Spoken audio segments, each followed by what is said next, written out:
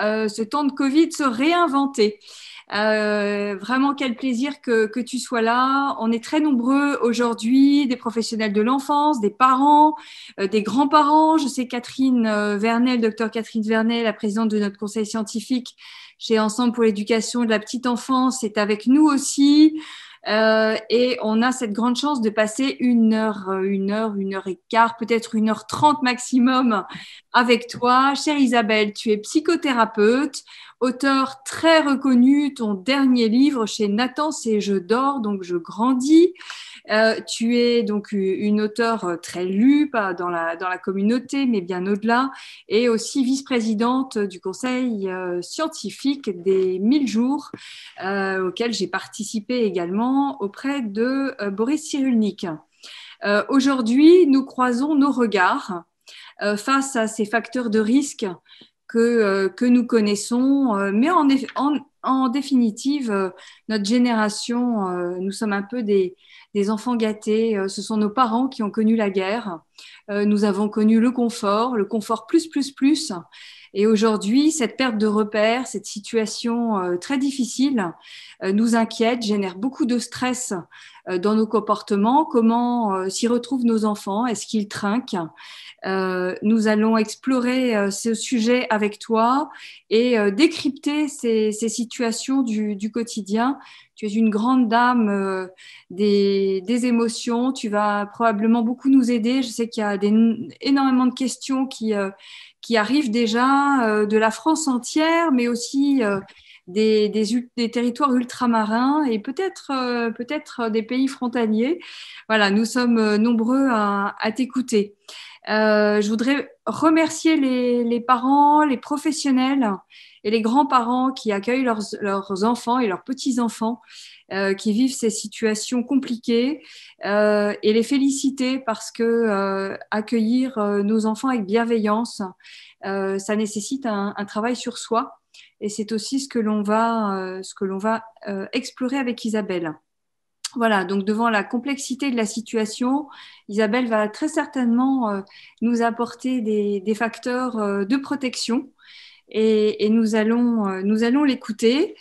Et nous avons déjà des questions. Isabelle, est-ce que tu veux dire un petit mot en introduction, peut-être sur le travail que nous avons effectué au sein du comité des 1000 jours? Peut-être, oui.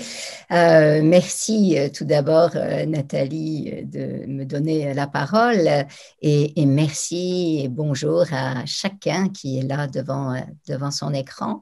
Et oui, nous sommes encore devant nos écrans. J'ai beaucoup de gratitude et d'admiration pour vous tous et toutes qui êtes aux côtés de vos enfants.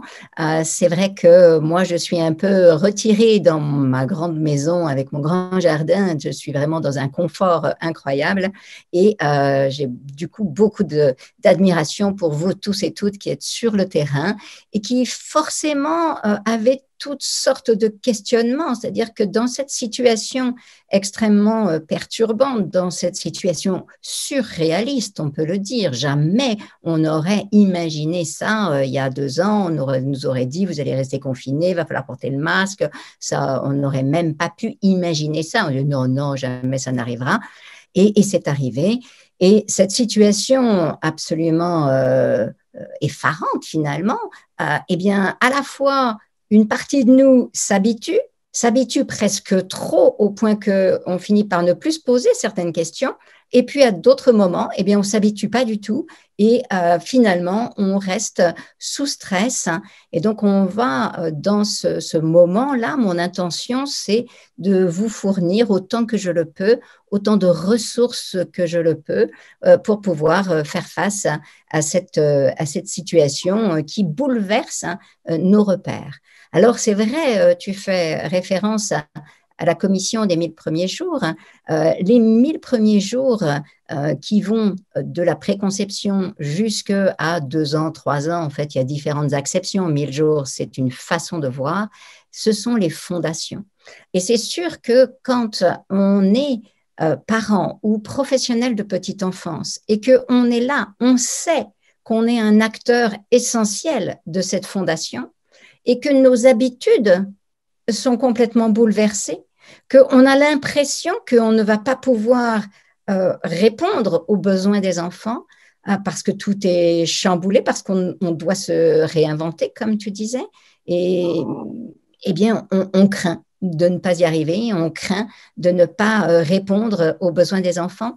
Nous portons une bonne dose de stress, chacun d'entre nous, dans la situation, et nous avons un stress supplémentaire quand nous avons à accueillir et accompagner des enfants dans cette situation.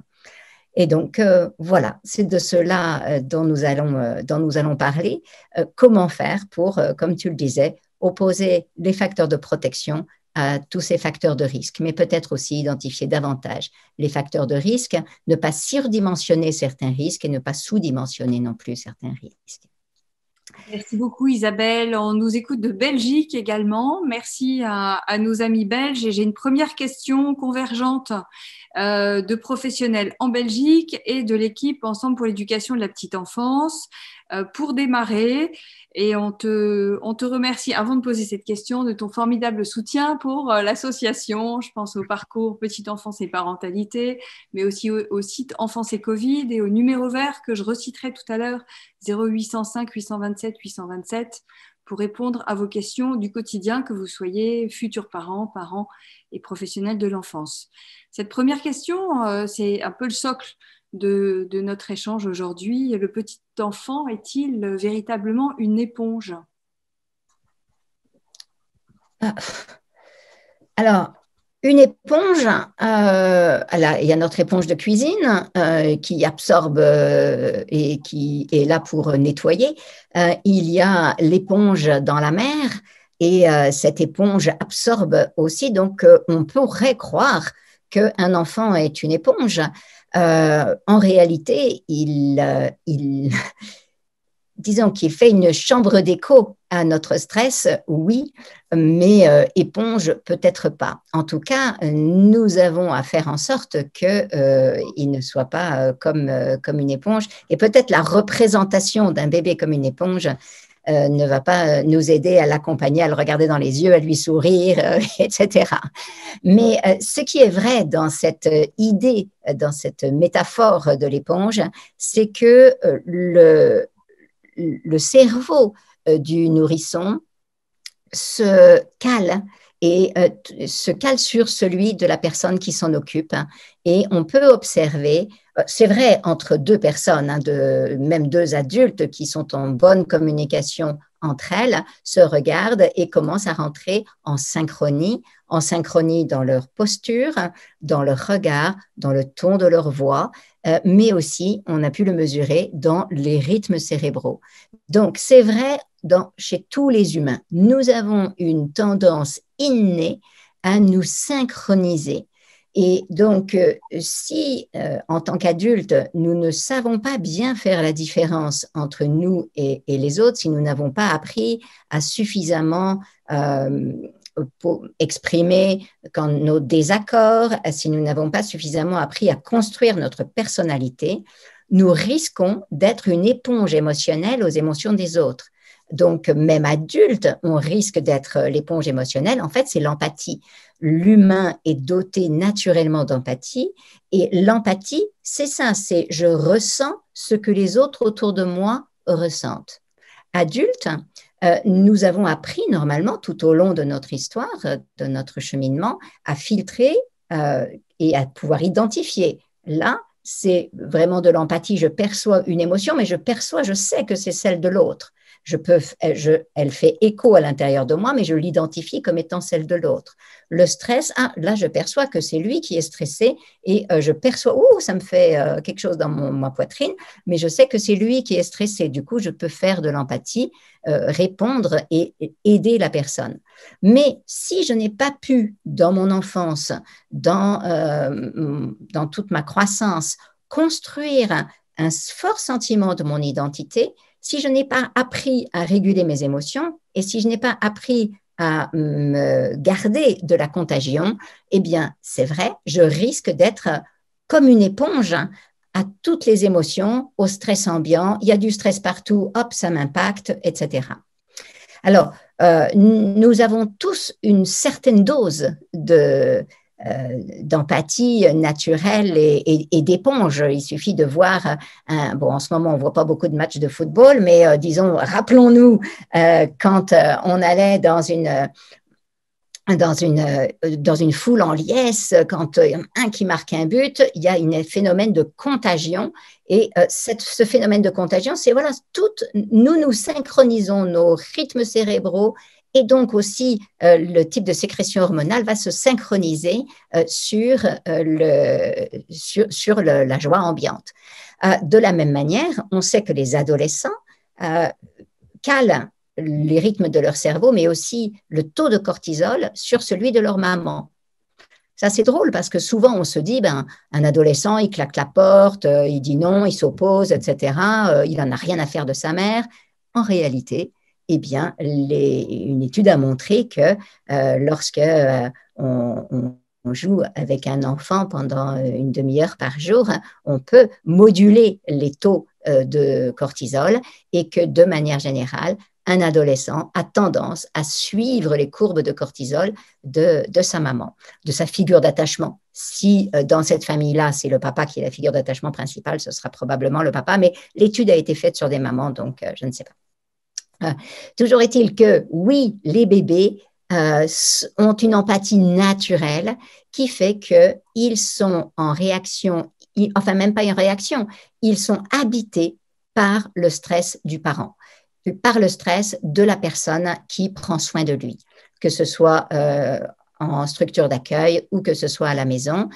S'il est dans les bras d'une personne stressée, il n'a pas encore le cerveau qui lui permet d'identifier « Ah, c'est maman qui est stressée. Ah, c'est Lucie qui est stressée. » Il se dit « Ah, il sent le stress à l'intérieur de lui et il ne peut pas mettre de mots dessus. » Donc, ça nous donne tout de suite une responsabilité et une voie pour fournir un facteur de protection à nos enfants. Ce n'est pas que la situation aujourd'hui va stresser particulièrement directement les enfants, mais c'est vrai que lorsque un bébé est dans nos bras, si nous sommes stressés, il risque de percevoir ce stress, mais comme il n'identifie pas que ça nous appartient, eh bien, il va le vivre à l'intérieur de lui.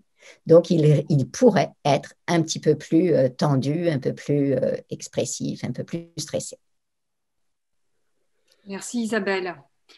Donc, mais c'est valable de toutes les émotions, hein, donc pour la joie aussi, etc. Évidemment, malheureusement, on a plus tendance enfin, le stress et la peur et la rage sont beaucoup plus contagieux que le calme, la joie, etc., même s'ils sont aussi contagieux. Tu dis, Isabelle, il faut travailler sur soi. C'est important de gérer sa propre émotion, de la travailler, d'en faire quelque chose parce que l'enfant va la ressentir. Et tu dis, c'est un facteur de protection. Donc, moi, je le note comme facteur de protection pour tout à l'heure. Voilà, à ceci près que j'aime pas trop la terminologie travailler sur soi. Ouais. Je l'ai rarement utilisé. Le mot travail vient quand même des origines pas très agréables et sympathiques. Hein, et donc, tout simplement, prendre soin de soi. C'est plus travailler sur soi, c'est tout de suite oh là là, j'ai fait quelque chose de mal, il faut que je travaille ça, oh là là, ça revient encore, mon histoire est là, je vais travailler ça. C'est épuisant, fatigant et ça ne nous rapproche pas de l'amour de nous-mêmes ni des autres. Donc, c'est plus utile de dire je vais prendre soin de moi, m'occuper de moi. Ben, je suis ravie que tu le dises parce que c'est un terme qui revêt beaucoup de réalité et ça n'a rien à voir avec travailler sur soi. On est heureux de te l'entendre dire et je le retiens comme ça pour tout à l'heure. Alors, la prochaine question concerne des enfants qui n'expriment pas d'émotion. Comment fait-on quand un enfant, face à une situation de stress ou de joie ou de surprise chez un des parents, n'est pas en phase avec un tout petit, hein, n'est pas en phase avec l'émotion de son parent. On a l'impression qu'il n'est pas dans l'émotion et qu'il ne la ressent pas et en tout cas, il ne l'exprime pas. Alors, il peut y avoir de multiples raisons à ce comportement, donc je vais bien me garder de faire une interprétation générale. Les différentes pistes, parfois l'enfant ne réagit pas parce que tout simplement il ne se sent pas concerné. Parce qu'il y a quelque chose qu'on observe, c'est que oui, nous nous synchronisons les uns sur les autres, mais lorsqu'il y a une intention l'un vers l'autre, puisque même au niveau du fœtus. Marie-Claire Busnel, qui a énormément travaillé sur étudier les réactions du fœtus à la voix de la mère surtout, a montré que le bébé fait la différence entre la voix de la mère à la même tonalité si la mère s'adresse à une amie ou bien si elle s'adresse au bébé. Donc, si elle s'adresse à l'enfant à l'intérieur de lui, hop, il réagit. Si elle s'adresse à une autre personne, même si elle essaye, parce que pour les besoins d'études, elle essaye d'avoir le même ton de voix, etc., le bébé ne réagit pas. Et donc, de la même manière, si les parents sont en train de vivre des émotions et que donc il y a une situation qui pourrait faire vivre des émotions, mais que l'enfant se sent protégé, il ne se sent pas concerné directement, eh bien, il ne va pas forcément réagir et il n'y a pas de souci avec ça. Heureusement, c'est là qu'il y a quand même cette différence et que nos enfants ne sont pas de pures éponges. Donc, il y a quand même une filtration qui s'opère dans leur cerveau.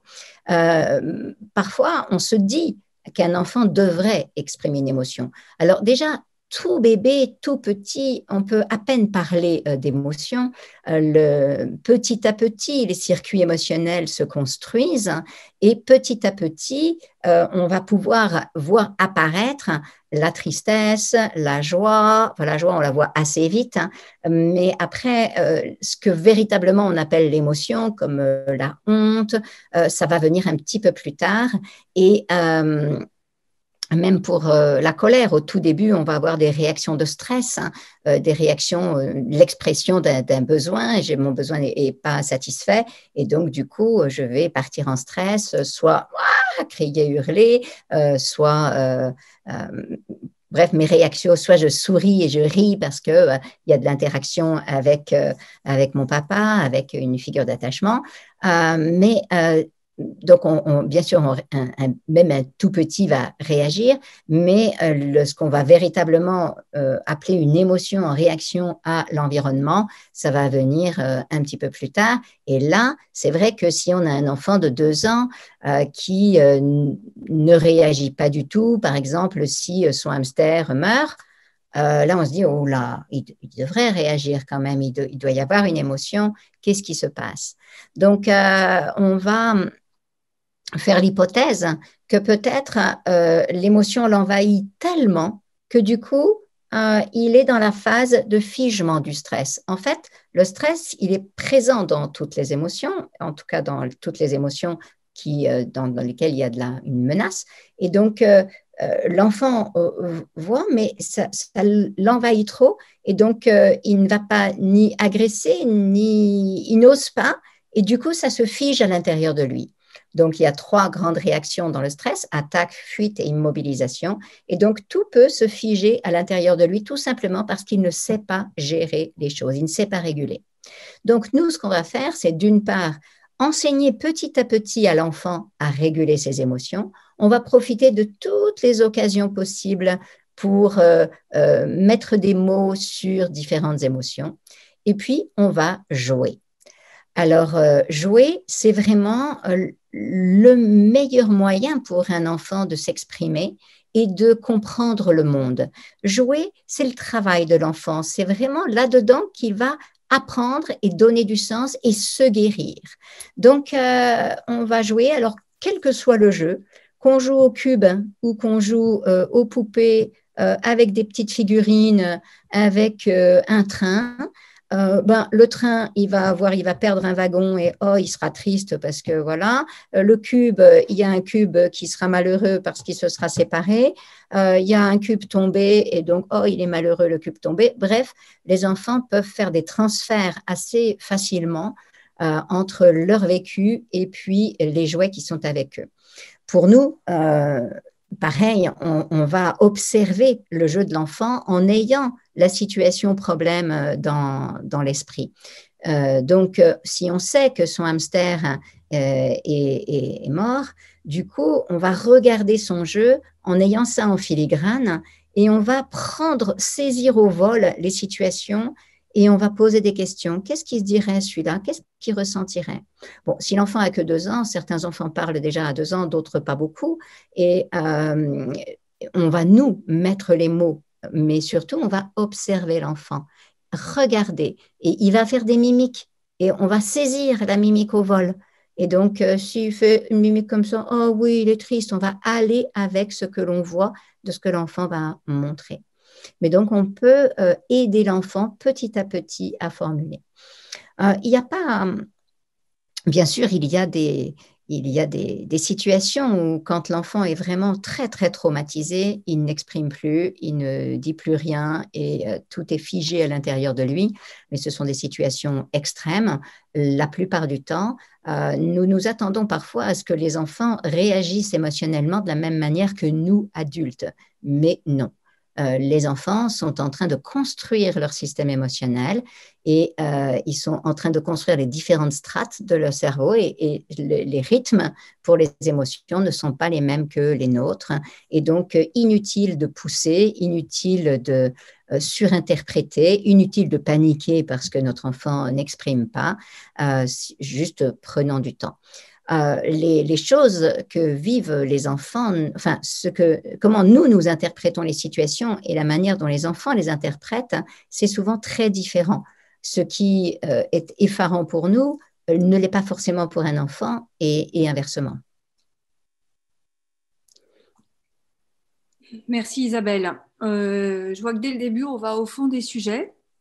Et c'est vraiment ce qui nous réunit. On comprend aussi que ce que tu dis vient d'études scientifiques solides, internationales. C'est aussi ce qui a sous-tendu notre rapport des 1000 jours.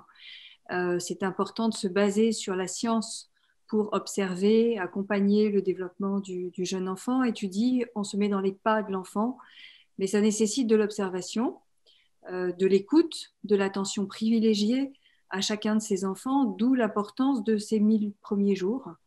Et c'est encore un certain nombre de questions qui convergent sur ces 1000 premiers jours.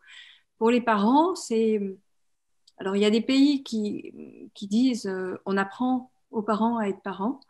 Nous, en France, on dit qu'on les accompagne. Il faut bien ces 1000 jours pour devenir des parents sensibles, attentifs. On peut l'être naturellement, mais c'est parfois difficile quand on vit soi-même des situations complexes dans notre vie quotidienne. Et il faut du temps aussi pour devenir parent. Alors, la semaine dernière, il y a cette loi qui a été votée à l'Assemblée nationale. C'est la première pierre de nos travaux des 1000 premiers jours, qui donne du temps, 15 jours supplémentaires au papa pour accompagner ce tout petit et sa compagne dans ses premiers temps d'attachement. Est-ce que tu peux nous dire un mot de cet attachement essentiel qui va conduire notre vie et cet accordage entre enfants et parents? Et puis, on abordera à nouveau des questions liées aux émotions tout à l'heure. Oui, c'est 28 jours pour le papa. Alors, c'est un peu moins que ce que nous avions demandé au sein de la commission, mais c'est déjà un signal fort. Et une société change lentement. Pour la plupart des papas, c'est déjà immense, c'est déjà un long moment. Et c'est vrai que nous avons besoin de nous acculturer, toute notre société a besoin de s'acculturer à l'idée qu'un tout petit a besoin de son papa et de sa maman et qu'il y a des choses à faire dans cette période-là et que oui, le papa est essentiel dans ces tout premiers jours. Parce que souvent dans notre culture, on peut penser que voilà, un tout bébé, ça dort beaucoup, sa tête, donc ça a besoin de sa maman, mais voilà, sa tête et ça dort, un petit peu de sourire de temps en temps, mais on ne mesure pas que, eh bien, le tout petit, c'est 700 connexions dans le cerveau par seconde. Donc, c'est vraiment le moment où le cerveau explose, se connecte dans tous les sens. Non, il n'explose pas le cerveau. Ce qui explose, c'est le nombre de connexions qui se font. Ça va vraiment très, très vite. Et toutes les expériences sensorielles et motrices et affectives du tout petit vont vraiment littéralement l'aider à construire l'architecture de son cerveau. Donc oui, cette période-là, elle est essentielle. Alors, elle est essentielle pour le tout petit, mais on a découvert combien elle est essentielle aussi pour les parents. Parce que comme tu le dis, Nathalie, il y a besoin de temps pour s'accorder. Surtout que quand notre tout petit vient au monde, c'est quand même vrai qu'il dort beaucoup. Enfin, pas autant qu'on aurait espéré d'ailleurs parfois, mais c'est quand même, il s'adapte à la vie extra-utérine et c'est tout nouveau et les rythmes sont encore c'est très serré, il mange souvent, il dort beaucoup, ça demande énormément de travail et au bout de 2-3 mois, c'est nettement plus facile et ce qu'on a pu mesurer, c'est que un papa, plus longtemps il est resté avec le tout petit nourrisson, mieux il connaît son bébé. Parce qu'en fait, l'attachement, c'est vrai que c'est un processus de l'enfant vers le parent. Donc, le tout petit s'attache à sa maman, le tout petit s'attache à son papa, le tout petit s'attache à la personne qui prend soin de lui. Contrairement aux animaux qui s'attachent très vite et dans le phénomène d'empreinte, notamment, c'est dès la naissance, le processus d'attachement chez les humains chez les primates et surtout chez les humains, prend 9 mois. Donc, il se construit au fur et à mesure. Ce n'est pas aussi immédiat. Heureusement, hein, parce que sinon, ça veut dire que nos bébés, ils seraient attachés à l'obstétricien qui les met au monde. Mais donc, ça prend du temps. Donc, ça prend du temps au tout petit pour construire son système d'attachement, mais ça prend aussi du temps aux parents pour se réguler, pour s'accorder. En fait, c'est une synchronisation. Il y a le rythme du bébé, il y a le rythme du parent, et petit à petit, on se synchronise. Si on n'a pas assez l'occasion de vivre avec l'enfant, avec le tout petit, eh bien, on a tendance à garder son propre rythme. Et on ne réalise pas qu'il y a un changement de rythme à opérer. On continue à bosser, on veut continuer à sortir, on fait ceci, on fait cela. On est dans son propre rythme d'adulte. Et quelquefois, on peut devenir un peu intolérant aux besoins de l'enfant parce qu'on ne les mesure pas. Le fait de prendre du temps avec l'enfant, de vivre avec l'enfant, c'est vraiment revenir au temps de l'enfant. Pendant les 28 jours, les papas vont pouvoir entrer dans un rythme différent et du coup, mesurer, tisser davantage d'amour, tisser davantage de liens avec leur tout petit, mesurer qu'ils deviennent très importants aussi parce que de nombreux papas se désolent de voir que le bébé, il veut toujours maman. Eh ben, il veut toujours maman parce que c'est maman qui le connaît bien. S'il connaît moins bien papa, mais s'il commence à connaître bien papa, parce que papa est très souvent là aussi et là présent, du coup, le père se sent valorisé, il sent de plus en plus qu'il a sa place. Donc, à la fois, il se met sur le bon rythme, il s'accorde et les processus d'accordage font qu'il y ait une meilleure communication.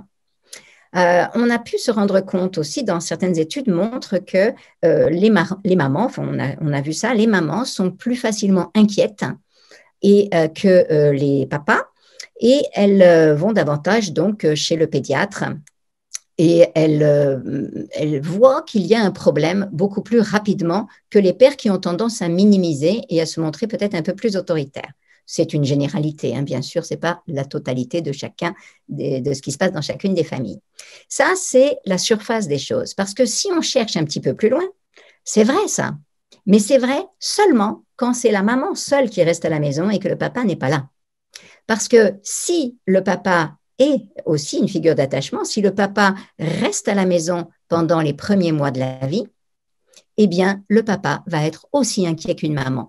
Ça veut dire que ça n'est pas ça n'est pas du tout une question de sexe, ce n'est pas une question de si je suis un père ou une mère, c'est simplement une question de proximité avec l'enfant, de temps d'accordage et de temps de rythme. Plus je connais mon enfant, plus je peux identifier quand il y a vraiment un problème.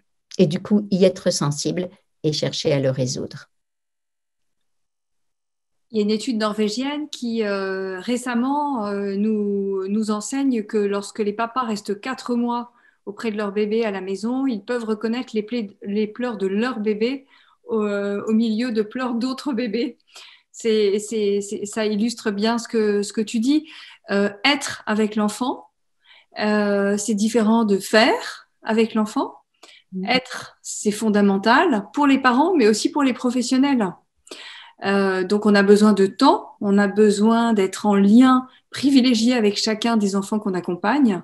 Et ça, c'est pas facile en général et c'est pas facile aujourd'hui. Alors, on nous parle du Québec. Au Québec, alors, la question du port du masque, on rentrera pas dans la polémique de il faut un masque, il faut pas un masque. On nous dit de mettre un masque, on met le masque. Ce qu'on peut interroger, c'est les besoins. Au Québec, les professionnels mettent un masque et une visière pour protéger les yeux et l'ensemble du système ORL des professionnels. Les enfants ne semblent pas être en difficulté dans leur sécurité affective, plus au Québec qu'en France. En tout cas, c'est le constat que l'on fait à date aujourd'hui. Comment répondre, c'est ce que nous demandent les professionnels, comment répondre aux besoins d'attachement, d'accordage, d'attention privilégiée des bébés qui ont besoin d'être portés, d'être quasiment en peau à peau avec les professionnels quand ils sont tout petits, et le portage, c'est très important aussi pour les plus grands. Comment peut-on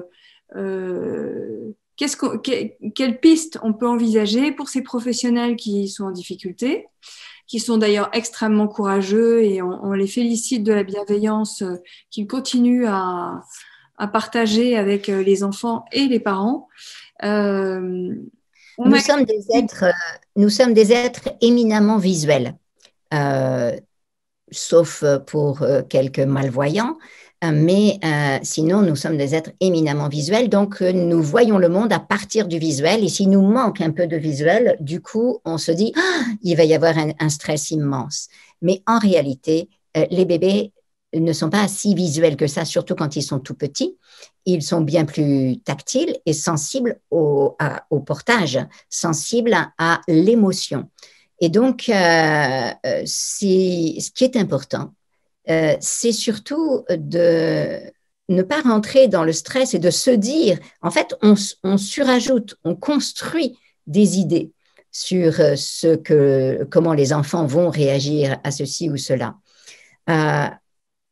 Nous transmettons notre amour, nous transmettons la sécurité par notre attitude physique, par notre regard, par le contact. Et donc, le contact est possible. Bien sûr, on se met le gel hydroalcoolique, on fait les frictions de gel hydroalcoolique avant de toucher l'enfant, après l'avoir touché et jusqu'aux avant-bras. On se lave les mains au savon quand on a la possibilité.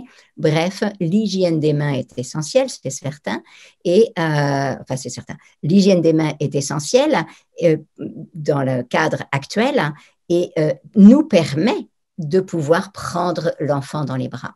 Et lorsque nous prenons l'enfant dans les bras, eh bien, nous pouvons lui transmettre énormément de choses.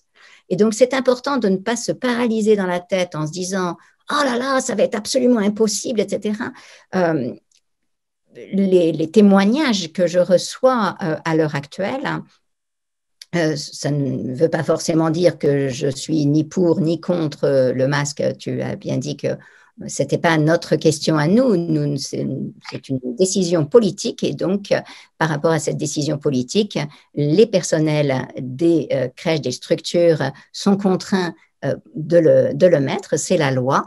Et donc, si nous désirons faire changer la loi, c'est dans d'autres sphères. Là, nous sommes face aux enfants. Mais c'est important de ne pas surajouter notre stress et notre panique et de réaliser que l'enfant, ce dont il a besoin, c'est de se sentir en sécurité. Et comment il se sent en sécurité? Il se sent en sécurité si l'adulte se sent en sécurité. L'enfant, il nous regarde, mais surtout, il nous perçoit. Comme je le disais tout à l'heure, il se synchronise sur le stress, sur les émotions. Donc, il ne fait pas ça avec ses yeux. Il ne se dit pas, ah, là, je vois que Lucie sourit, ça veut dire qu'elle est contente et du coup, alors moi, je vais… Non, il n'y a pas cette interprétation dans sa tête. Hein. Et donc, nous en voyons, c'est sûr que voir un sourire, c'est complètement autre chose. J'ai donné une conférence devant 400 personnes qui étaient masquées. Ça fait un drôle d'effet, c'est certain. Et on ne voit pas aussi bien les yeux, surtout de loin. Mais là, quand on est proche, on voit les yeux, on voit toutes sortes de choses. En fait, on transmet énormément d'émotions et les personnes que j'ai pu croiser et qui m'ont témoigné de leur quotidien m'ont confié qu'elles ne percevaient pas de différence dans les attitudes des enfants. Donc, nous pouvons transmettre, malgré la situation, beaucoup de sécurité aux enfants. Les enfants attendent de nous tout. Pour eux, ce n'est pas forcément étrange puisque enfin,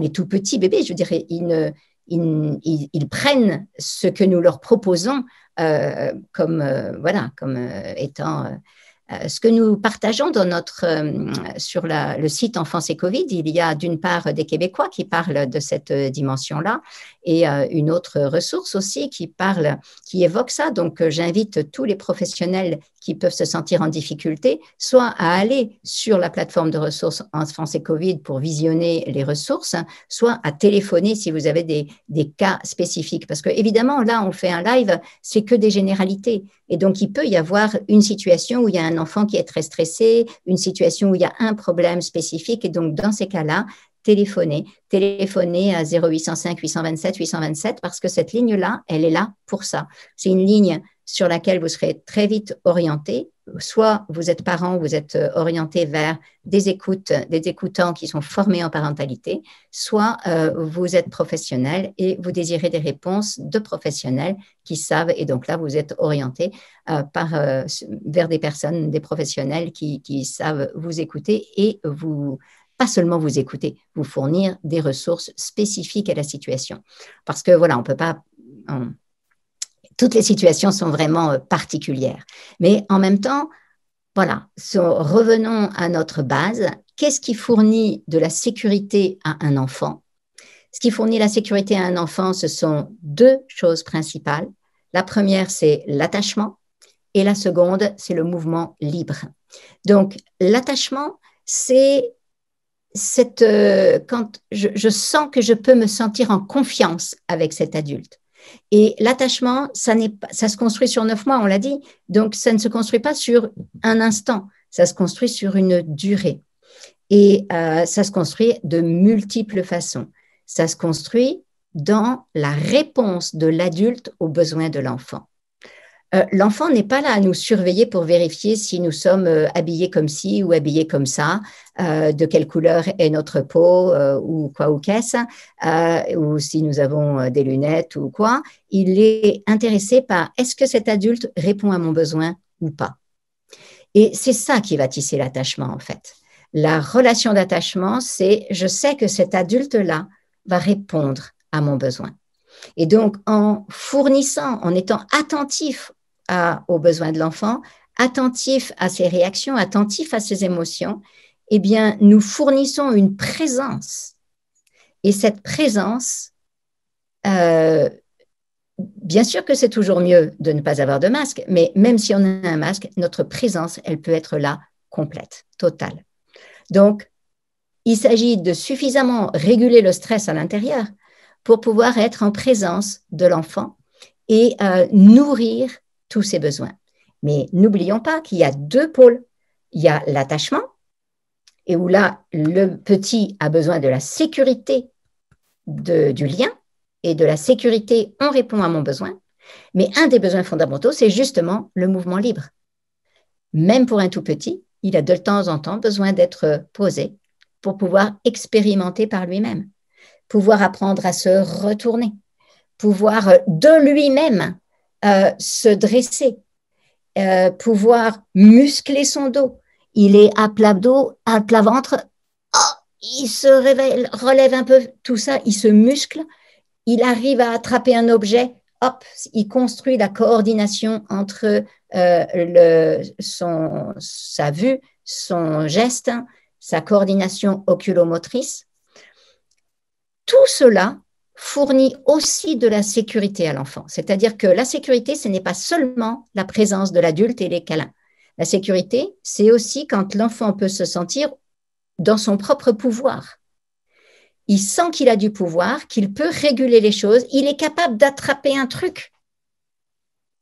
Il est capable de pouvoir, ah, j'ai attrapé un truc, et puis un jour, il va apprendre à le lâcher. Alors du coup, il va sans arrêt le lâcher.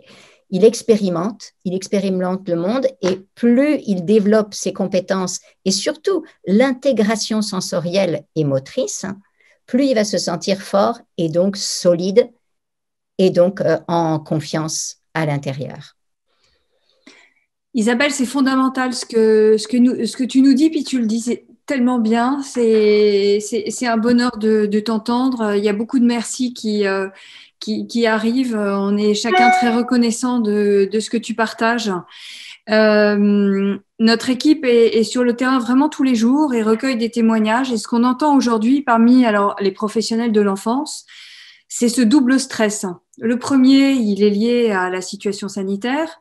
Et le deuxième, il est lié à l'organisation dans les structures d'accueil, alors qu'on soit assistant maternel ou professionnel dans des structures collectives. On comprend que les professionnels ont à cœur de bien faire leur métier, de prévoir des activités, de ne pas être déceptifs vis-à-vis de l'attente des parents, qui sont souvent très demandeurs de choses visibles, comme les activités, les dessins, les productions. Et j'entends bien dans le cœur des professionnels résonner la question que dit un peu Carole et puis Karine et Jess là, qui nous ont envoyé des demandes. C'est finalement, est-ce qu'on peut s'autoriser à être plutôt que de faire? Est-ce que finalement on ne va pas ouvrir une nouvelle ère de travail avec les enfants et de lien avec les enfants, c'est-à-dire s'autoriser à passer des temps d'observation, d'interaction, d'accordage, plutôt que de se dire « Ouh, ben mince, ça fait une semaine qu'on n'a pas fait d'activité, peinture, les blocs, ceci, cela, les activités plus dirigées que libres. Et qu'est-ce que vont dire les parents ?» Voilà. Et ça, vraiment, on le ressent, notre équipe le ressent bien, ce double stress. Et on voudrait dire aux professionnels des choses qu'on partage toutes les deux. Et je pense que tu le diras tellement bien. Alors, dans ta question, il y a deux dimensions. Tu dis qu'il y a un double stress. Le stress lié à la situation générale qui nous impacte tous, et puis le stress plus spécifique de l'organisation dans les structures. Alors, pour le premier, il y a une chose qui me paraît vraiment importante, c'est que nous avons tendance, de manière générale, les humains, on réagit à l'environnement et en ce moment, on est bombardé d'informations diverses et variées, de films, de choses, voilà, toutes sortes de choses nous viennent sur Internet, sur la télévision, les journaux, bref. On ne sait plus, tous les copains, tous les gens nous disent des choses différentes et on ne sait plus où donner de la tête et on sent ce stress à l'intérieur, ça nous habite. Si on reste dans qu'est-ce que je peux croire, etc., on reste finalement, on perd sa réactivité, on dit mais qu'est-ce que, on commence à accuser aussi qu'est-ce qui est vrai. revenons à nous-mêmes. Là, de toute façon, quand on n'a pas de pouvoir immédiat sur l'environnement, nous pouvons déjà retrouver notre pouvoir sur nous-mêmes, faire un peu de méditation, expirer, se ressourcer. Et la question qui devrait pouvoir nous animer davantage, c'est celle à laquelle je reviens quand moi aussi je commence à me paniquer, parce que je suis comme tout le monde, hein, moi aussi, je me dis, qu'est-ce qui se passe? Et donc, je reviens à moi-même et je dis, mais qu'est-ce que cette période attend de moi? C'est-à-dire, plutôt que qu'est-ce que la vie m'apporte? Ah, zut, je suis frustrée, je ne peux pas faire ceci, je ne peux pas faire cela. C'est, bon, aujourd'hui, là, vu la situation, qu'est-ce que la vie attend de moi?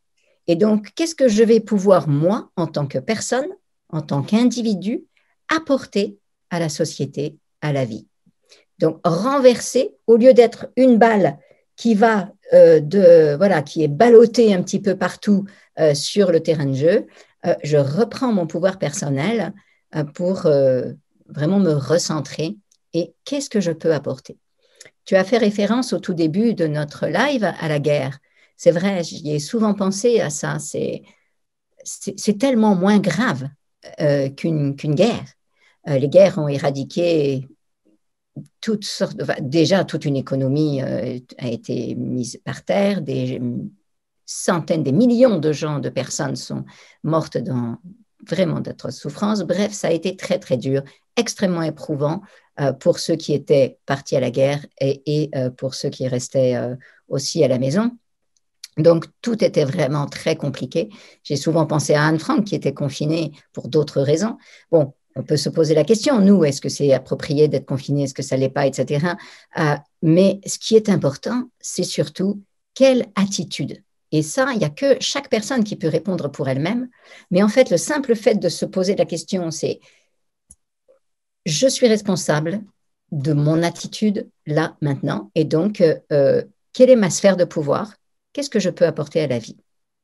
Et du coup, ça va glisser directement sur l'organisation des crèches, puisque c'est chacun dans notre métier que nous allons pouvoir répondre à ça. Nous répondons de manière humaine en tant que citoyen, mais aussi en tant que professionnel. Et donc, dans ma profession, comment je peux faire pour apporter ce dont les enfants ont besoin dans la situation là aujourd'hui? C'est vrai qu'il y a eu tout ce moment où les parents sont très demandeurs. Pourquoi est-ce qu'ils sont si demandeurs d'activités, de résultats? C'est qu'ils se sentent un peu inconfortables de ne pas être là, présents avec leurs enfants. C'est pour ça que nous demandons à ce qu'il n'y ait plus d'enfants dans les crèches avant l'âge de 1 an dans le rapport des 1000 jours, parce que pendant 1 an, c'est le meilleur endroit, c'est probablement avec les parents. Alors, pas tout le temps, il pourrait y avoir des structures d'accueil de temps en temps, c'est-à-dire qu'on n'est pas du tout dans une dynamique de tout ou rien. Mais mettre un tout petit en structure alors qu'il est vraiment pendant des heures et des heures, 10 heures par jour, non, on aimerait ne plus voir ça. Mais donc, les parents ont quelque part un sentiment de plus ou moins de culpabilité et surtout de manque de déchirement parce que eux aussi, les enfants ont besoin d'être avec leurs parents, mais les parents ont besoin d'être avec l'enfant. C'est souvent un déchirement pour les parents.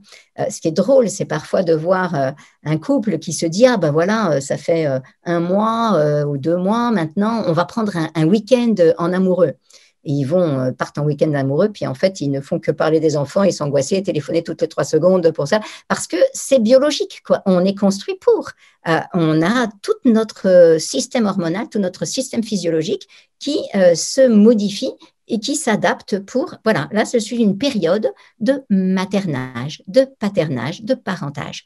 Donc, puisque je suis dans cette dynamique-là, alors je le fais. Mais comme dans notre société, eh bien, on est encore dans cette dynamique, il faut aller travailler, donc on y va et on confie son enfant. Mais du coup, on se dit, il ne faut pas que ce soit du temps perdu. Et du coup, on a besoin qu'il produise, on a besoin de voir qu'il est bien. Et quelque part, ce sont des preuves. Alors, j'espère que notre rapport va pouvoir bousculer un petit peu ces choses-là.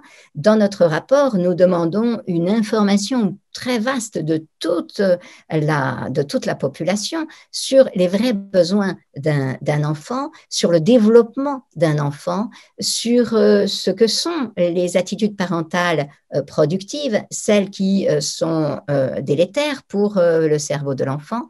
Et nous aimerions que ça passe dans la culture, tous ces besoins d'enfants et surtout la merveille que ce peut être, puisque comme je le disais tout à l'heure, à partir de 3 mois, il y a nettement moins de fatigue dans la relation avec un nourrisson.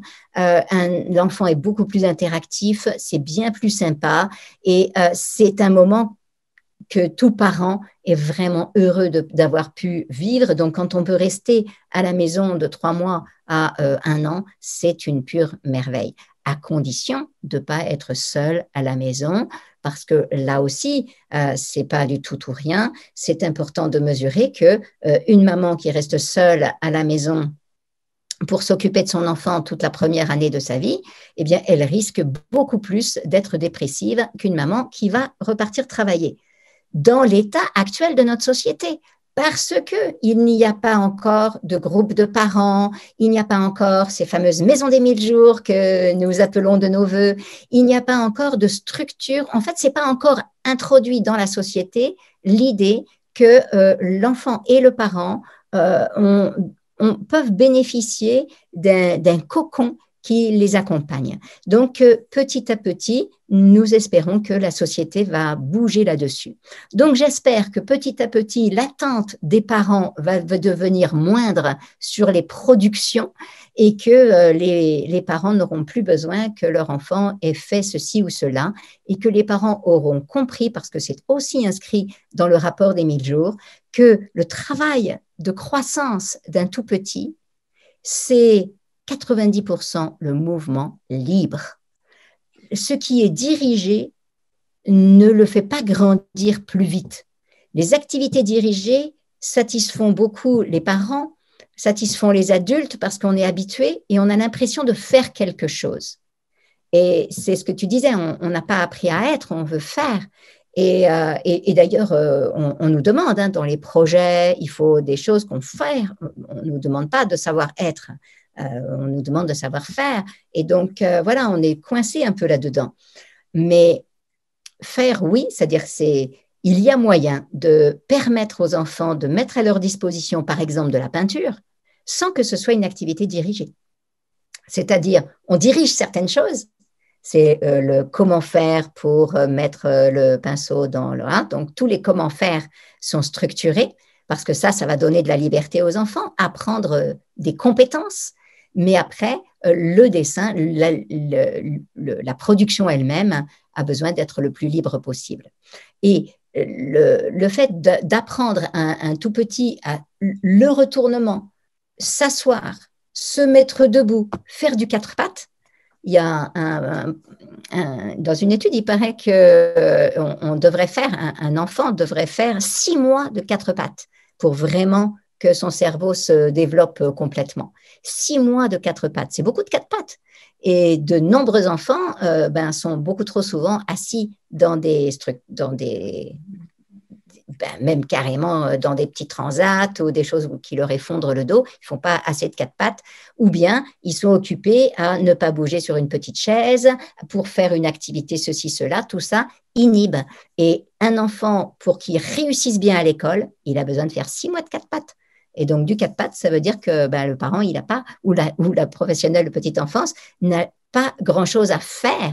Mais par contre, il a à être là parce que nous sommes là pour fournir le cadre au sein duquel l'enfant va pouvoir trouver sa liberté. Magnifique Isabelle, je te rejoins totalement et on a beaucoup de questions. Est-ce que tu es encore prête pour un peu plus d'une demi-heure? Je vais peut-être enregistrer de nouvelles questions parce qu'il y en a beaucoup qui sont arrivées.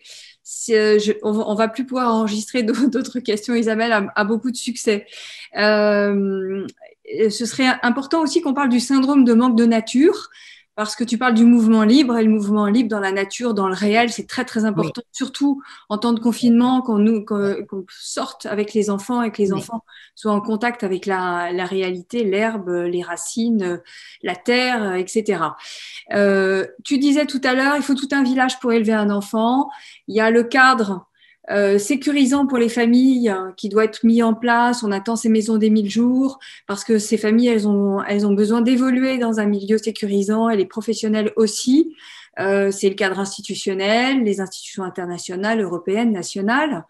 Je voudrais dire à nos auditeurs que le rapport des 1000 jours, ils le trouvent sur le site du ministère, ils peuvent le lire. C'est pas si long que ça, c'est très condensé, mais il y a énormément d'informations qu'Isabelle partage aujourd'hui et d'autres des études scientifiques que vous verrez dans le rapport et aussi sur le site d'Ensemble pour l'éducation de la petite enfance. Alors, c'est difficile. Alors, Dadou. Coucou Dadou, on se connaît bien. Tu nous dis, pensez-vous que la création d'histoires autour du confinement, du port du masque, puisse être des outils d'accompagnement, puisse permettre un espace d'échange, d'écoute auprès des jeunes enfants dans cette situation? J'ai La pas compris création le début. d'histoires autour du confinement, alors je ne sais pas si Dadou, tu parles de Coco le virus ou les histoires qu'on raconte aux enfants pour intégrer cette question-là. Je vais la coupler avec la question de l'accompagnement des émotions. Peut-être ces histoires viennent ritualiser et sécuriser ce virus qui nous envahit. Bon, il y a cette question des histoires qui accompagnent les gestes barrières, je suppose. Je pense que c'est ça la question de Dadou. Et les questions de Laura, mais aussi de Stéphanie, de Jess, autour des émotions. C'est difficile d'accompagner des émotions vives. Maintenant, Isabelle nous a bien expliqué d'où elles viennent. Euh, et notamment la peur. Alors là, Steph nous dit, est-ce que la peur, c'est nécessaire? Je pense à l'école. Je crois que c'est la question, elle vient de l'école. Est-ce que la peur, elle est nécessaire à nos enfants pour faire appliquer des règles? Est-ce qu'on fait appliquer des règles avec la peur? Et est-ce qu'on doit utiliser l'émotion Alors là, clairement, non. La peur, non, non, non. Alors, tu m'as posé trois questions et je vais commencer par, eh bien, quand même peut-être par la dernière, puisqu'on est dessus. C'est vrai que c'est une tentation de la plupart des adultes pour vraiment être sûr qu'une règle va être appliquée, de faire peur ou bien de faire honte. Et on a ces habitudes depuis des lustres, on a ces croyances que ça va marcher mieux, que si vraiment il a assez peur, alors il va respecter. Alors, ça peut être vrai pour certains adultes. Ça peut être le problème de la peur, c'est qu'elle fige et qu'elle ne rend pas responsable. Elle rend soumis, mais elle ne permet pas de véritablement analyser la question et de se sentir vraiment responsable. Donc, il y a toutes sortes d'autres façons de faire respecter les règles.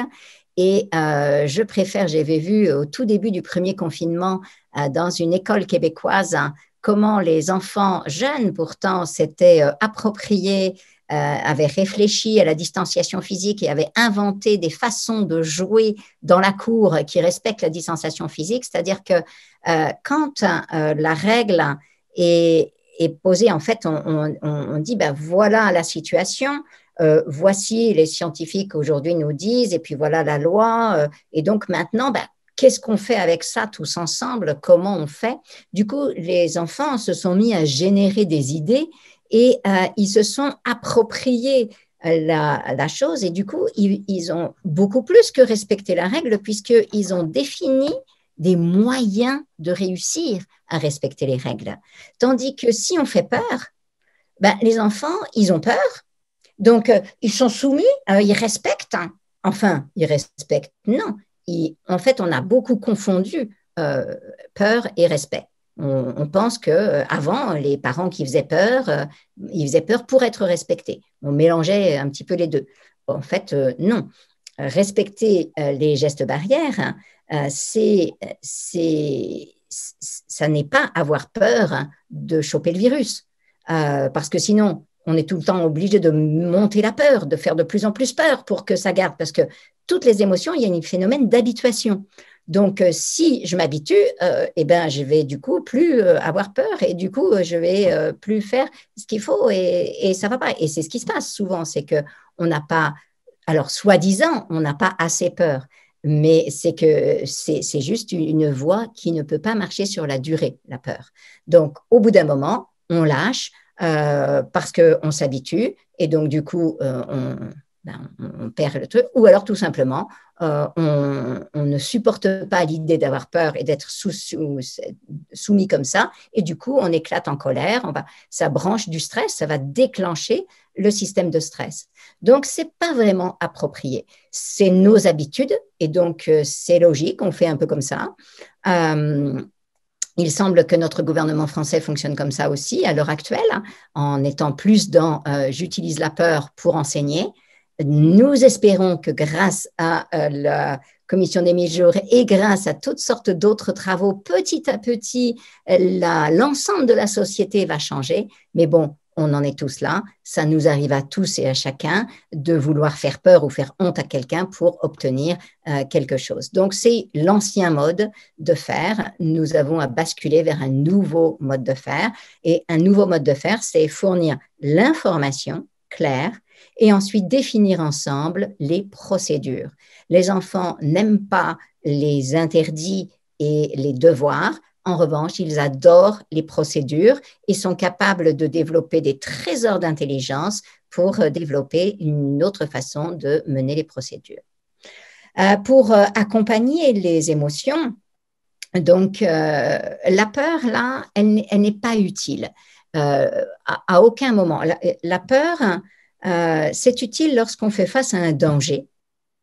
Et avoir peur du virus ne nous protège pas du virus. Donc, c'est totalement inutile d'avoir peur du virus.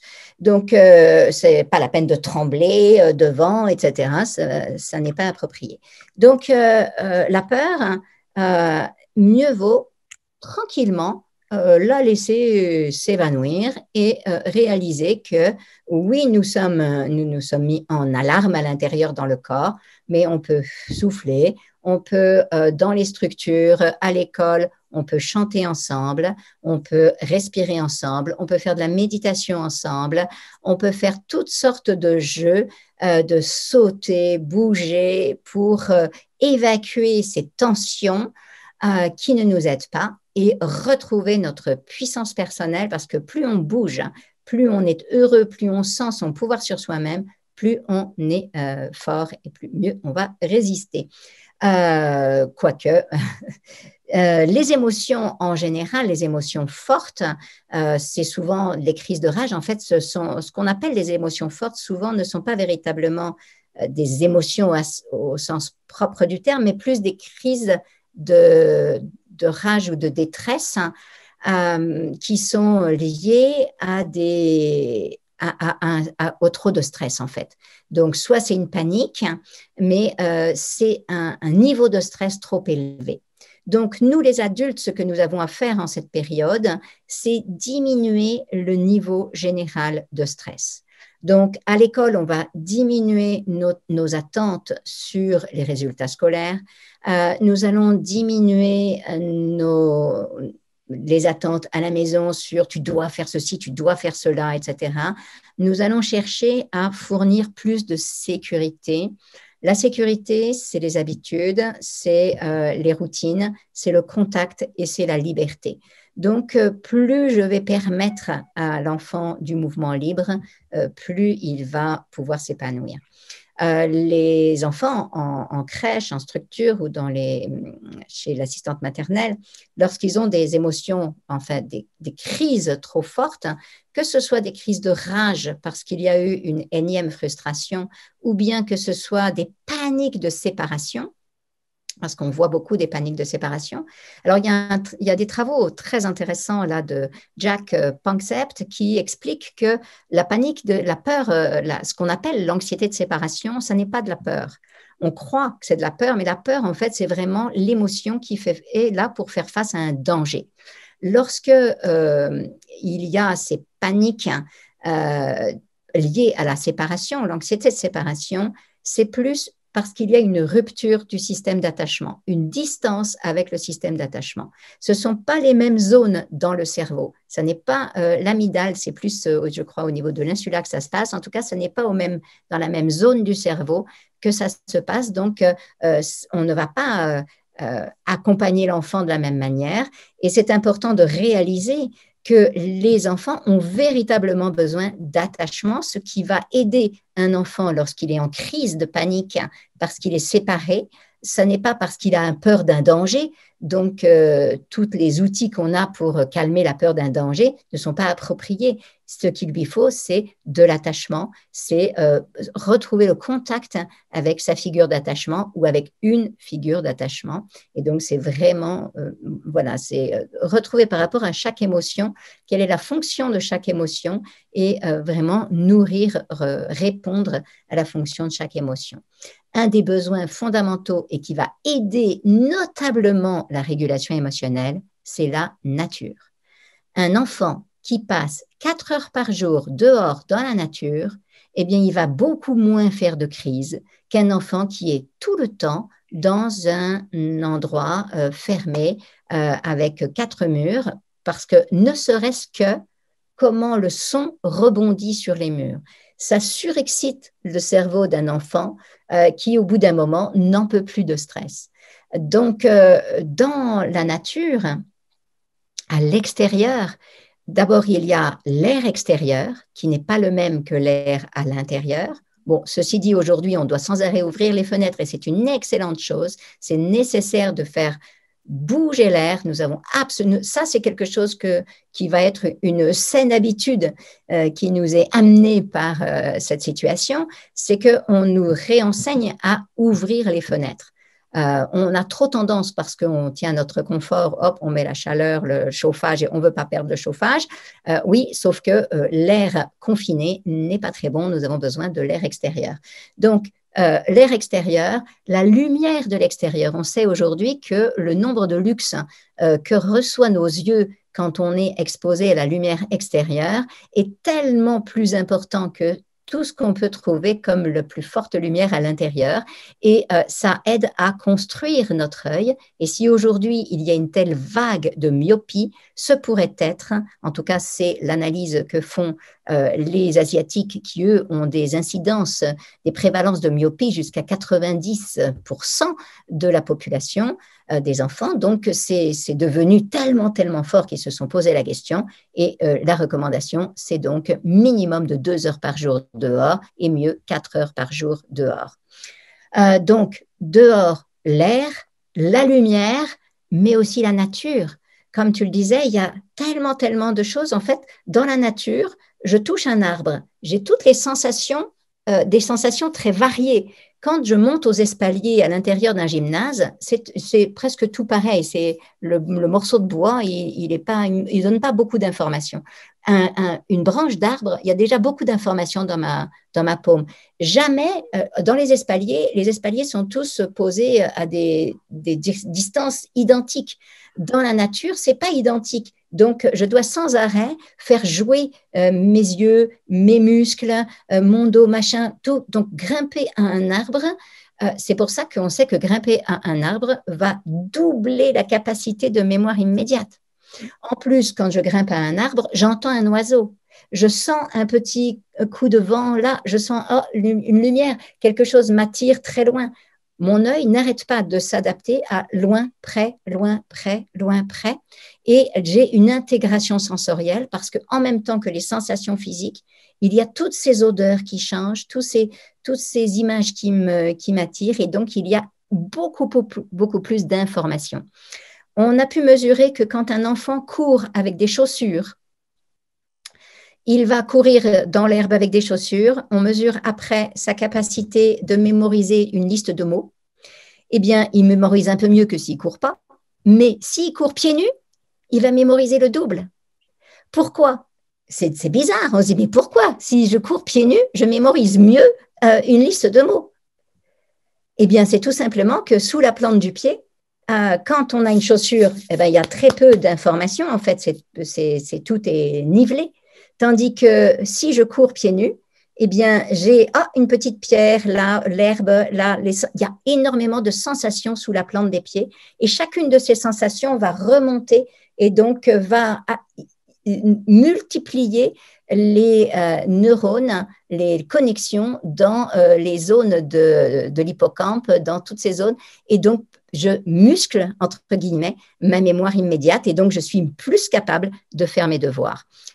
Bon, on n'est pas encore à faire les devoirs pour quand on est tout petit, mais plus capable d'apprendre. Donc, ça nous montre combien nous avons absolument besoin de nature, pas seulement parce que c'est joli et qu'on peut s'éblouir, c'est vrai aussi, on a besoin de ça. Regarder une fleur, même en plein hiver, regarder la nature, regarder des cailloux, regarder et toucher la nature, ça nous ressource. Énormément d'études, et il y en a un certain nombre qui sont citées dans le rapport des 1000 premiers jours, mais il y a vraiment beaucoup d'études qui montrent l'utilité de la nature sur de nombreux plans.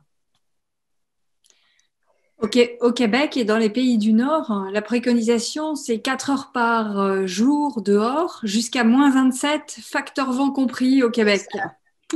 Voilà. Pour les bébés. Pour les bébés. Dehors, et des dehors. Exactement. Ma fille était tout bébé, je me culpabilisais parce qu'en fait, elle ne s'endormait bien que sur le balcon dehors. Et moi, je me disais, oh là là, ça va pas du tout, je suis une mauvaise mère, mais bon, c'est là qu'elle s'endormait. Et donc, c'est vrai, maintenant, je sais ça, je me dis, bon, ben, heureusement, finalement, que j'ai osé suivre ce que ma fille me disait, c'est, je suis mieux pour m'endormir dehors, soit sur le balcon, soit sous le cerisier. Et donc, elle regardait les branches qui bougeaient, etc. Elle était dans la nature et c'est là qu'elle dormait vraiment le mieux, finalement. Okay. Nos enfants nous disent. Oui, les enfants nous disent, exactement. Alors, je retourne vers les questions d'acquisition. Je pense plutôt vers l'école. La question de Nicolas, c'est en quoi les incertitudes de la société liées à la crise Covid impactent nos pratiques professionnelles et nous questionnent sur les acquisitions des enfants. Alors, Isabelle a bien détricoté le sujet. Elle nous explique comment se déroule une acquisition et est-ce qu'il y a d'autres possibilités de mémoriser les acquis aujourd'hui pendant cette période? Alors, je ne sais pas trop dans quel sens la question est posée, mais c'est mon vœu en tout cas que cette crise amène les enseignants à se poser des questions sur les acquisitions et sur les modes d'enseignement. Parce qu'en France, particulièrement en France, nous avons vraiment tendance à vouloir enseigner. C'est-à-dire que le focus est mis sur l'enseignant, sur le cours. Alors que dans d'autres pays, et peut-être plus proche de ce que les études montrent comme étant plus efficace, hein, c'est quand le focus est sur l'enfant et donc sur l'apprentissage, comment l'enfant apprend. Et du coup, au lieu de vouloir fournir un cours aux enfants, au lieu de vouloir enseigner, on va permettre aux enfants d'apprendre. Nombre d'enseignants ont dû se réinventer dans cette situation. Alors, il y a, pour certains enfants, ça a été dramatique, hein, il y a un décrochage terrible et comme ils avaient la permission de ne pas aller à l'école, ben, ils ne sont pas venus et puis il y a des enfants qui n'avaient pas la possibilité d'avoir d'ordinateur. Enfin, ça n'a pas été positif pour tout le monde, hein, loin de là. Mais si on peut retirer une petite chose positive, c'est que certains enseignants, du coup, se sont mis à faire différemment.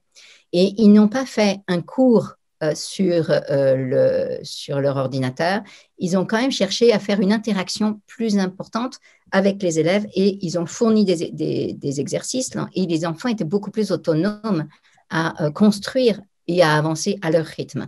Donc, c'était constructif pour certains, ça ne l'a pas été pour d'autres.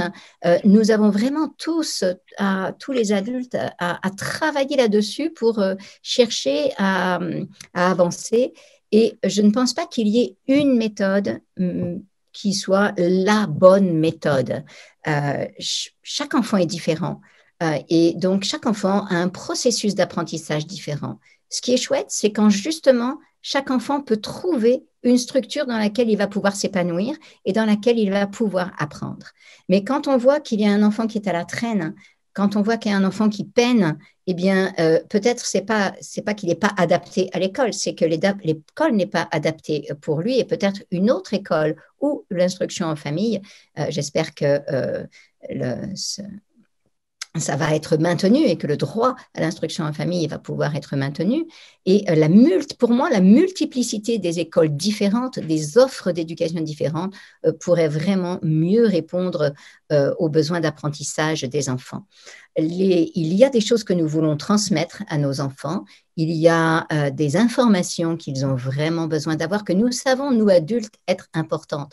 L'histoire, la cohérence de l'histoire, parce qu'on comprend, nous adultes, on sait à quel point ça peut être important. Et donc peut-être que certains enfants ne sont pas intéressés, mais en réalité, si. La plupart des choses importantes à savoir, il y a un moment où un enfant va être intéressé à vouloir l'apprendre, que ce soit en histoire, que ce soit en mathématiques, que ce soit en physique, parce que j'ai besoin de comprendre comment les choses fonctionnent. Donc, je n'ai pas la réponse et je pense encore une fois qu'il n'y a pas une réponse. Je pense que de temps en temps, c'est plus chouette d'écouter un cours. À d'autres moments, on apprend mieux en construisant son apprentissage. À d'autres moments, on apprend mieux au sein d'un projet. En fait, il y a différentes formes de cerveau, différentes façons d'apprendre et nous avons à proposer, ce que ça nous a obligés à faire en tant qu'enseignants, c'est à sortir de nos sentiers battus et à nous dire, bon là, j'ai besoin de réinventer ma façon de faire. Et du coup, un certain nombre d'enseignants sont revenus au basique et donc à se dire, finalement, de quoi les élèves ont besoin pour pouvoir progresser? Quel peut être mon rôle? Et de nombreux enseignants se sont mis à avoir plus de liens, sont devenus plus intimes, même au niveau du lycée, sont devenus plus intimes avec leurs élèves qu'ils ne l'étaient avant. Et ils ont découvert que cette relation aidait les adolescents en l'occurrence. Donc en fait, il y a eu de tout. Il y a eu vraiment des gros décrochages et des difficultés terribles, des profs qui étaient saturés, qui n'y arrivaient pas et qui ont craqué. Et il y a eu aussi beaucoup de créativité et des ressources. Merci Isabelle. On a passé exactement un petit peu plus d'une heure et quart ensemble. Est-ce que tu veux une dernière question? Allez, une dernière. Allez, une petite dernière question. Comment expliquer à un enfant le danger? Par exemple, les voitures dans la rue, mais d'autres dangers aussi. Aujourd'hui, dans la situation qu'on vit, qu'est-ce que veut dire le danger? Et puis, comment on peut l'expliquer aux enfants? Alors ça va être extrêmement variable en fonction de l'âge de l'enfant et en fonction de l'attente de l'enfant et en fonction des besoins. En fait, il n'y a pas de réponse générale. Et la seule chose que je peux dire, c'est que nous voulons, nous, toujours, en tant qu'adultes, expliquer. Mais expliquer, ce n'est pas forcément ce qui est le plus approprié. Et les enfants n'ont pas tant besoin de mots. Nous, on n'arrête pas de causer, quoi. On est vraiment, c'est vrai, surtout les mamans, il paraît qu'on dit encore plus de mots que les papas, je ne sais pas, mais en tout cas, c'est vraiment, on veut tout le temps expliquer. Et on imagine que si on explique, alors l'enfant va comprendre. Il y a une grande différence. Donc, qu'est-ce que je veux? Est-ce que je veux expliquer ou est-ce que je veux que l'enfant comprenne ou bien est-ce que je veux que l'enfant apprenne une attitude? Il est inutile que l'enfant expérimente un accident de voiture pour avoir peur des voitures. Donc, il ne va pas pouvoir, s'il est tout petit, s'il a moins de 3 ans, il ne va pas comprendre le danger véritablement. Pour comprendre le danger, il faudrait qu'il voie une voiture percuter quelque chose, etc. On ne va pas demander un accident devant nous. Par contre, ce qu'on veut, c'est pas forcément qu'ils comprennent le danger. C'est-à-dire que nous, on voudrait que les enfants comprennent. En fait, c'est ce qu'on dit. Et on pense, s'il court, on dit, il ne comprend pas le danger. C'est pas qu'il comprend pas, c'est que c'est une notion qui est compliquée là. Et en fait, ce qu'on veut, c'est pas du tout qu'ils comprennent. Ce qu'on veut, c'est qu'ils respectent les consignes qui sont dans la rue, la main. Et qui sont, quand il y a des voitures qui passent, je reste sur le trottoir. Quand c'est vert, je passe. Quand c'est rouge, je m'arrête. Nous voulons qu'il acquiert des compétences pour pouvoir gérer la situation, quoi. Donc, plutôt que de chercher à lui faire comprendre le danger, et là encore, finalement, espérer qu'il va avoir suffisamment peur des voitures pour que, du coup, il ne fasse pas de bêtises, on va peut-être plutôt, là encore, au lieu d'enseigner par la peur, on va plutôt chercher à fournir à l'enfant soit des routines, des habitudes. Donc, par exemple, quand il est petit, dans la rue, la main, c'est une consigne très, très importante qui va nous éviter de nous énerver. Donc, pour enseigner dans la rue la main, bien sûr, on le fait dans la rue, on lui donne la main et on le dit à haute voix dans la rue la main, mais on ne va pas se contenter de ça. On va jouer à la maison avec les peluches. Et donc, il y a les peluches qui sont là. Et la peluche, elle traversait la rue. Dans la rue, la main, hop. Et donc, systématiquement, on va rappeler très souvent cette consigne dans la rue, la main. À partir du moment où son ours donne la main dans la rue, les cubes donnent la main dans la rue, les petits trains, ils vont aller se coucher, les trains, parce que c'est le soir. Maintenant, hop, le petit train va aller se coucher. Oh, regarde, il y a la rue là à traverser. Dans la rue, la main. On donne la main au train, hop. Enfin bon, bref. Ça rentre petit à petit que dans la rue, la main. Du coup, ça devient un automatisme et l'enfant ne questionne pas et on n'est pas obligé de crier. Enfin, il ne questionne pas jusqu'à un certain âge, où là, ce sera une autre chose qu'il va falloir mettre en place, mais la responsabilisation et le comment faire. Enseignons des procédures aux enfants plutôt que de chercher à leur faire comprendre et espérer qu'ils vont déduire de leur compréhension les mesures à prendre pour s'en protéger. Leur cerveau est en construction, et ils n'ont pas encore toutes ces compétences. Un cerveau d'enfant n'est pas un cerveau d'adulte en miniature, et donc ils fonctionnent un peu différemment, et donc ils ont d'autres besoins que nous. Merci beaucoup Isabelle, on a passé un moment formidable avec toi, formidable. Je pense qu'il y a beaucoup de remerciements, beaucoup de gratitude, beaucoup de cœurs qui te sont envoyés. Je vais essayer de redire l'essentiel avant de se quitter. Tu as dit c'est important de mettre en place des facteurs de protection. Il y a la solidarité, l'humanité entre nous. Il faut tout un village pour accompagner ces enfants. On a besoin d'être ensemble, de montrer de la solidarité. On a besoin de se recentrer sur soi. Tu as posé ces termes-là. La méditation, la respiration aident beaucoup. Le jeu est régulateur. C'est le travail de l'enfant. C'est important, surtout dans des temps compliqués comme ceux qu'on vit, que l'enfant soit plongé, concentré dans son jeu. L'attachement et le mouvement libre sont essentiels à comprendre en tant qu'adulte pour accompagner nos enfants. On peut définir avec les enfants des moyens de respecter le cadre, les règles qui nous sont imposées, comme le masque, par exemple.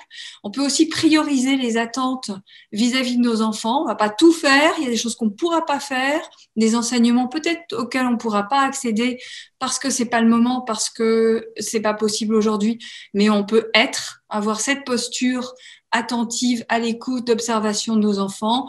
La nature est une ressource formidable qui devrait être absolument quotidienne pour accompagner le développement de nos enfants.